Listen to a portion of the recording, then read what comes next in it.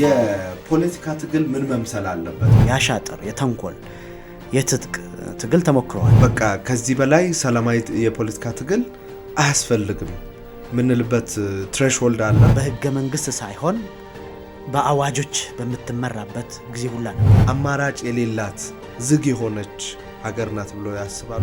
ትግል ምን ይኖራል ግን ምን አይነት ትግል ነው የሚለው ላይ ነው። ዓለም አቀፍ ህጎችስ ምን መጠበቅ የለባቸውም? የነሱም ተላላኪ በሀገር ውስጥ ያሉትም ደግሞ ይሄ እንዲሆን አይፈልጉም። በሀገር ላይ ሊፈጥረው የሚችለው አደጋ ምንድነው እያጣን ያለነው? የተማረ ዜጋ ጠንካራ ቢሮክራሲን ይፈጥራል። ጠንካራ ቢሮክራሲ ጠንካራ ተቋምን ይፈጥራል። ጠንካራ ተቋም ጠንካራ ሀገርን ይፈጥራል። ምን አይነት ፖለቲካ ትርፍ ለማግኘት ነው እንደዚህ ሊደረግ ይችላል? እንደ ቡድን እንደ ፖለቲካ ፓርቲ የምትፈልገውን ነገር አቺቭ ማድረግ ስትችል ነው ትርፍ የሚባል። እነዚህ ልጆች እናስተምር ስንል ምንድነው እንከላከል እያለን ያለን? በብሔራዊ ጥቅም ላይ የሚመጣ አደጋ ነው ማለት ነው።